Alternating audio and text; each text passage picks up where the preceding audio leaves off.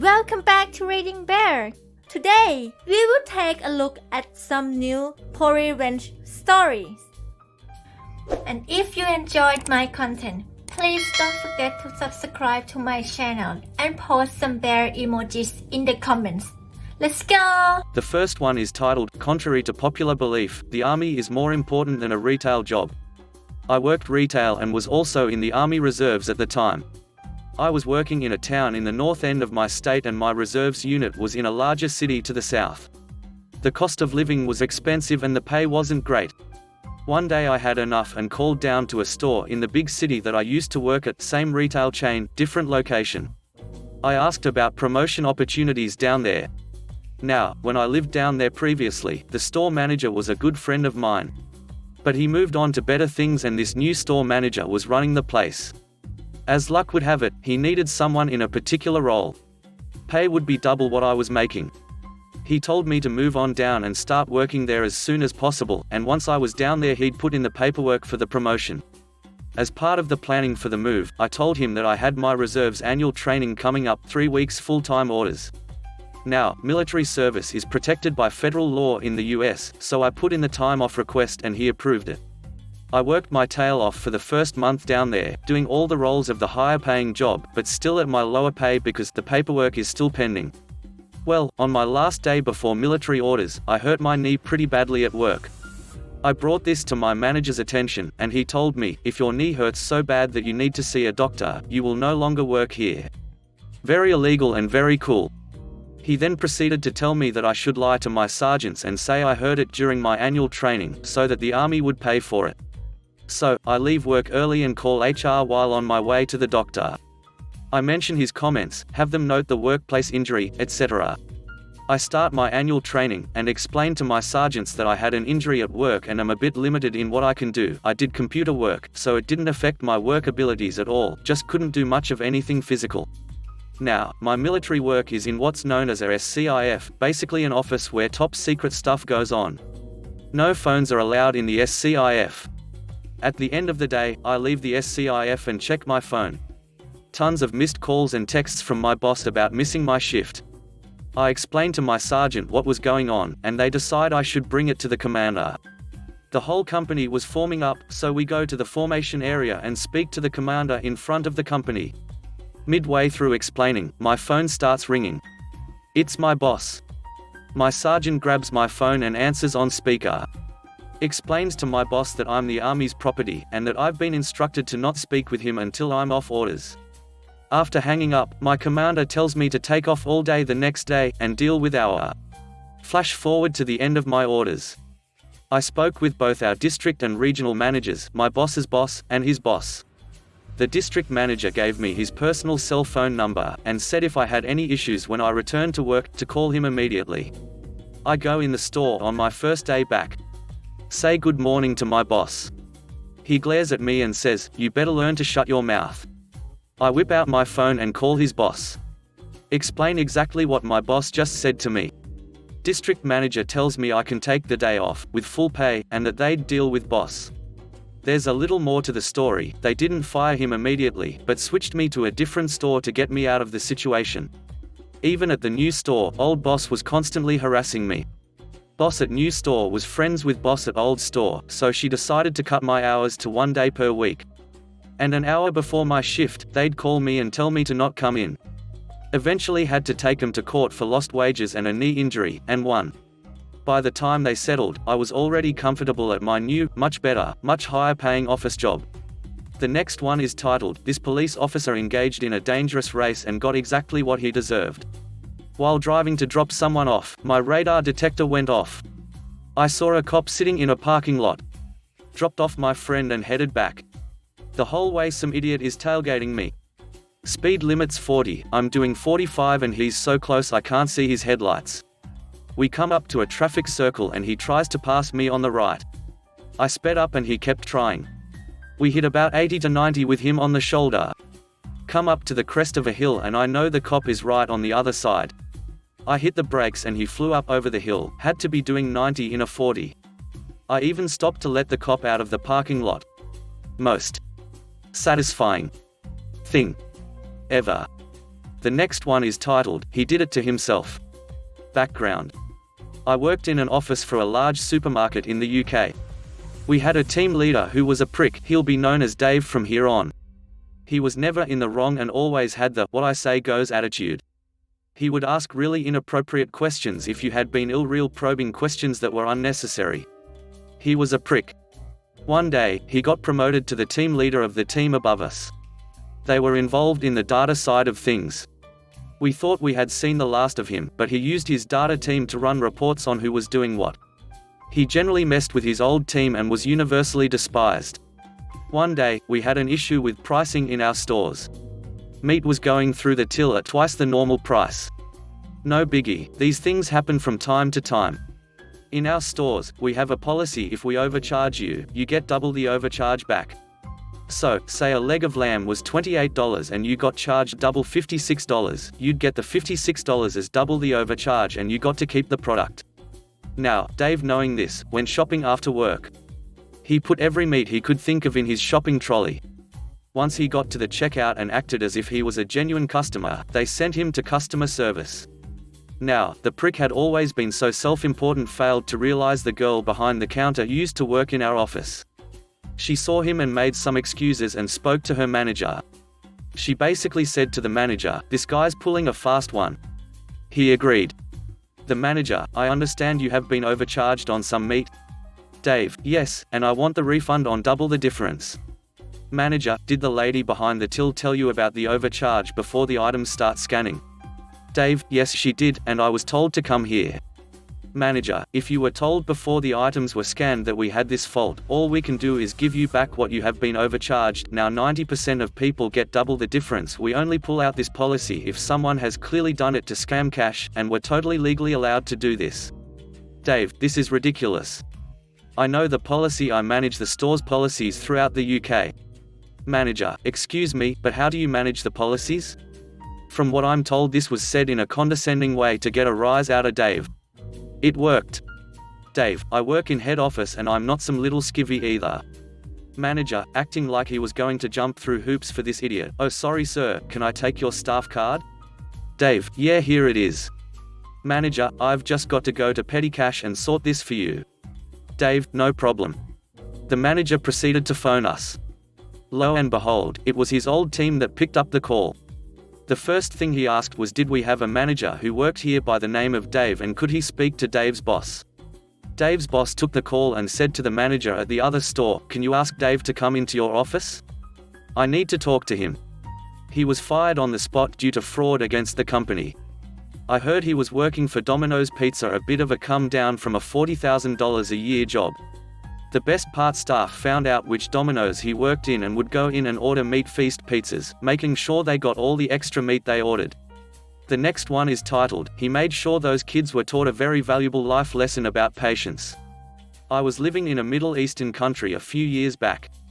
Nice place, but because 50% of the population in the region is under the age of 20, the roads are simply overrun by teenage and early 20s hooligans. The culture's fatalism makes young guys even more reckless and irresponsible than they are already programmed to be by their hormones. So, after a rare rain shower, the highway becomes flooded up ahead. 18 inches deep. Traffic is backed up for at least a mile, and it takes us 15 minutes to get to the flooded patch. Everyone is *SSED. Then I see two cars full of teenage yahoos passing people on the shoulder on the right from way behind me. There's just no excuse for that horsish *T. Eventually, they get to where I am, and they pass me just as we're reaching the 50-yard stretch where the flooding is crossing the road. One of them crosses into the far left lane, and one stays in the right lane to avoid the deep water in the middle lane. And wouldn't you know it, their windows are rolled down. I'm in a Toyota Land Cruiser, nice big 4WD. So while they're crawling through a foot of water in their little action boy Hondas, I decide to gun it between them through the deep stuff in the middle lane. The wave from my front wheels was about 6 feet high, and it had to have put 20 gallons of water through the windows of both cars. Completely. Freaking. Drenched. All of them. With nasty urban stormwater runoff. Of course, they chased up after me once they cleared the water, screaming and cursing, but I just pretended to be on my phone and ignored them. Eventually, they gave up and, I hope, figured I had just been as impatient and selfish as them and had hosed them by accident. Most satisfying revenge of my life. The next one is titled, Spit Was Flying from His Mouth as He Yelled. I work for a company that owns several parking ramps throughout the downtown area of my city. My job is sort of an operations supervisor. I supervise the booth attendants who are on the front line selling the parking tickets to customers as they enter the ramps. I dispense and track all of the money coming in and out. I coordinate with security and dispatchers to ensure things are running smoothly, and I fix any and all machinery that breaks down. One night, there was an event that brought in 15,000 plus people. In addition, there were several smaller events, plus your typical Saturday night bar crowd types. Nearly every ramp we have was completely full. That night was probably in the top 5 busiest nights in all of my time working there. Despite that, the night went relatively smoothly until the end. Most people were orderly and not causing massive traffic backups. There were only minor issues with the machinery, and even the least competent of my employees were keeping their heads together and doing their jobs well. Then, the big event let out. 15,000 people were trying to leave the parking ramps all at the same time. Inevitably, there are backups in the ramps, and it can take a long time for people to get out. In this case, it was about an hour, which is actually pretty extraordinary for an event of this type. To put that in perspective, there was an event about half the size the previous night and it took over 2 hours for everyone to get out of the ramps. Security and booth attendants were stationed at all of the ramps to help customers exit. It may seem like exiting a parking ramp should not be a complicated thing, but thousands of inebriated people who are all pumped up from the event that they just left made it very complicated. Most people are very excited about the event they just attended and they are happy and joyful and funny, and quite wasted. Some people are very, very ticked off about how long they had to wait in the ramp to exit. Most of the ticked off people just make some snide comments about how poorly we are running things, and I just smile at them and tell them to drive safely. A few people take things to the extreme. The ramp I was in has 2 exits on opposite sides. I had a security officer at the top end directing traffic to each exit. I was assisting at one exit and a booth attendant was assisting at the other. There was one gentleman in particular who drove me to write this. I have dealt with all sorts of unreasonably angry people during my time at this job, but never have I experienced anyone like this before. Near the end of the line was this person who was reaching the security officer who was directing traffic. He was so wasted and angry about waiting that he was visibly shaking. Even from my spot 20 yards away, I could see how worked up he was. He stopped his car, got out, he was then blocking everyone behind him from exiting, walked up to my security officer, and began screaming in his face. He was losing his mind so thoroughly that spit was flying from his mouth as he yelled. I saw my security officer about to lose his patience with the guy, so I rushed up to try and defuse the situation. When I got to them, I asked what the problem was. The guy yelled, "I'll tell you what the freaking problem is, you freaking idiot," and clocked me right in the face. He seriously just punched me across the mouth. Before that day, I had never been punched in the face, and I have to tell you that it really, really hurts. I fell to the ground, dazed, and the security officer jumped on the guy's back to keep him from further attacking me, all while calling for other security to back us up and for a dispatcher to call the police. The rest of it is rather fuzzy for me as I'm sort of small, and not exactly used to being punched in the face, but the two of them scuffled for a while until the cops showed up. They arrested the guy and I went off to the hospital. Nothing in my face was broken, just good and bruised up. I was also on some pretty fun painkillers. I told the police that I would, in fact, like to press charges, and the man sat in a jail cell that night. The next one is titled, "It's Not His Fault, He's Blind." This took place in a British newsagent's I worked in almost 10 years ago. I was busy tying up a bale of old magazines with my back to the door when I heard a tapping sound. Tap. Tap. Tap. Suddenly, something blunt poked me in the back. I turned around and was face to face with a blind man. Before I could ask him if something was wrong, he began yelling. "Blind man, what the heck is your problem?" Me, "Excuse me?" "Blind man, don't play dumb. You freaking saw me come in and you ignored me." Me, "Sir, I..." Before I could finish, the man raised his arm and threw the hardest punch he could in my general direction. I'm not gonna lie, it wasn't exactly hard to dodge. He almost sent himself tumbling into a confectionery stand. I called the guy a crazy imbecile and told him to get out. At that point, my supervisor came over and did something that really ticked me off. Supervisor: "Oh, sorry, sir. Sorry, sir. I saw the whole thing and I can only apologize for the actions of our staff member." He then guided the man around the shop, picking up every item the guy requested, and eventually accompanied him to the front door. After the man leaves, he returns to me. "Supervisor, are you okay?" Me: "What the heck was that?" He was a total prick. "Why did you kiss his butt like that?" Supervisor: "It's not his fault. He's blind." Me: "What? Just because he's blind doesn't mean he can't be a prick. It just means he's a blind prick." Supervisor: "Let's just agree to disagree." I was proven right a couple of weeks later. The man returned twice more and was abusive to staff on both occasions, earning himself a permanent ban from entering the store.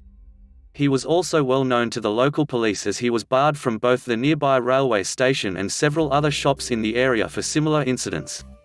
The last one is titled, "Be a Stingy Boss? I'll force you to pay my contributions and hurt your ego." Let's call my butthole boss Eugene, since his stinginess reminds me of Eugene Krabs from SpongeBob SquarePants, except Krabs is nowhere near malicious.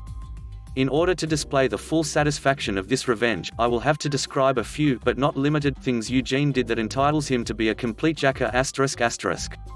For the context, Eugene owns a small company that provides artistic services of some sort and never hired full-timers, which I later learned that it was due to his stinginess. Initially, when I saw the open part-time position, I thought it was ideal for me as I had external commitments, and needed some sort of income. The job offers about $550 per month. I don't live in the US, this is a rough conversion, but only required me to clock in about 90 hours a month. It wasn't a very good offer, but good enough for me as I considered myself to be an inexperienced infield. Note that Eugene had seen my portfolio and knew my ability level before hiring me. The first couple of months was fine. I worked the hours I was supposed to and got paid accordingly, occasionally extending my shift at my own time due to the nature of the work, but I didn't mind. I guess Eugene saw this as an advantage he could exploit later on during my employment. It is also important to note that Eugene would often ask about my well-being, how did I spend my weekends, etc. At this point in time, it all seemed like courtesy talk, so I didn't pay much attention to it. He would ask about my previous employment and my reason for leaving, which I answered honestly that their work system was unsuitable for me. This will be important later. Eugene gradually began to grow more impatient towards me, often blaming me for not being able to match up to his ability.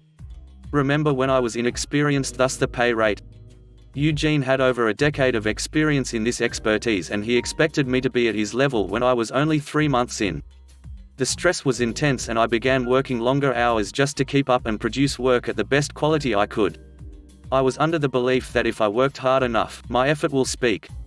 Even though this was only a part-time position, I overcommitted my time there and took pride in my work. My external commitments were barely scraping by. I was exhausted but thought I was doing a good job until Eugene spoke to me one day. Eugene pulled me into his office and lectured me on my work etiquette, saying that I wasn't putting enough effort. He was considering letting me go. At this point, I was beyond confused. Did he really not see the effort I put in? Was I delusional in thinking that I was actually doing well and my work had been improving? I tried speaking up, but he quickly diverted the topic, telling me he knew the reason why my previous employer hated me. It was because I was lazy and uncommitted. To say I was in disbelief was an understatement. Not only did I believe I did my best with every task handed to me, but Eugene had also registered my flaws during casual conversations and twisted my words to his advantage. I had no idea how to react and simply asked him what expected of me. He instantly replied that he would like me to double my hours working for him, at the same monthly pay rate. His reasons? It's my fault that I am not experienced enough to produce quality work, thus it should be under my own responsibility and time to make up for it. My external commitments didn't matter, he said, as this job was my only source of income and should be kept as a priority. It finally dawned to me that Eugene was a narcissistic sociopath who has only held conversations so that he could learn a person's weaknesses for his manipulation. Now, if you read my title, you will see that Eugene was not only a narcissist but also stingy AF. Eugene is obsessed with maximizing his profits. Any business owner would love that, I agree, but Eugene is down to every cent in immoral and even possibly illegal ways. He would sell a service to a client, and upon receiving the deposit, deliver something else. He was smart enough to keep his contracts vague for both clients and employees so that nobody could not take legal actions against him. More than often, his clients would be left to wits' end as it would be too late and expensive to engage another vendor by the time they realized they had been scammed. Eugene would then demand another set of payment to deliver what he had originally promised, overcharging the client an average of 100% to 200% more than what was agreed. Eventually realizing that they'd been played, most people would be too exhausted to pursue further action and prayed for the project to be over so they didn't have to deal with his antics anymore. This inaction probably fed Eugene's ego that he could get away playing dirty every time. So in my country, employers are required to pay a certain amount of tax for every local employee they hire. While it is not exactly tax, it is obligated by law, and negligence will result in a hefty fine and possibly jail time. These taxes are technically contributions for the employee's retirement funds, which is payable by every employer. An employer can deduct a certain percentage of the contributions from the employee's wages.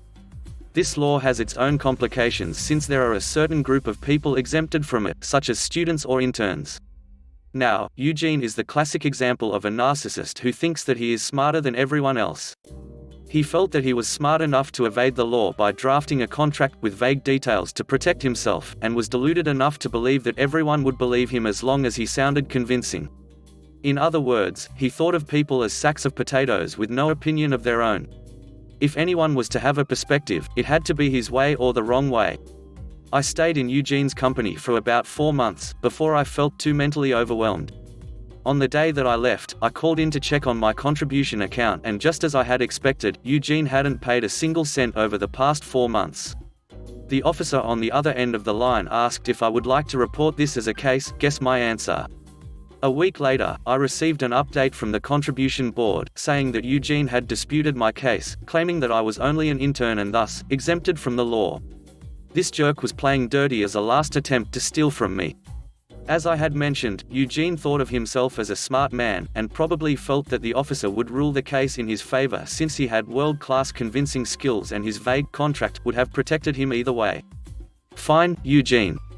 So you think you can get away just like any other time? You must have gotten pretty confident by now. Well, not this time, Eugene. I wrote a 2 pages long email to the contribution board officer, with every reason and evidence I can find on how am I not an intern like Eugene claimed. Knowing his antics, I went the extra mile to research all the exempted groups and wrote every possible reason on how am I not in the category. Excessive? Yes. Worth it? Hell yes. I didn't hear from the officer for 2 weeks, and when I finally did, he informed me that Eugene had agreed to pay my contributions. Remember when I said employers are permitted to deduct a certain percentage from employees' wages? Due to his negligence, Eugene could no longer do that and had to pay the full amount, on top of the fines that incurred along with it. If he had dutifully abode by the law, it would have only cost him 1/3 of what he had to pay. So that's a bit of asshole tax for you, Eugene. Now that I've gotten back what I was owed, I have decided to move on, but the story did not end there. An ex-colleague of mine, NJ, who is still working for Eugene, told me that during the 2 weeks I didn't hear from the officer, Eugene was busy fighting for his stand by giving every reason that I'm an exempted individual. The officer, having seen my email, soon got tired of his nonsense and gave him a deadline to pay up or he'll be brought to court. NJ said he had never seen Eugene so defeated before. To top it off, it seemed like karma had finally caught up to him as he started losing more and more clients due to his unethical practices. The fine came to him when he had no clients that month, so it was a very obvious dent in his bank account. Ultimately, it was not a huge amount, but knowing Eugene's stinginess and ego, I think the damage was enough to qualify for this sub. Thanks for listening.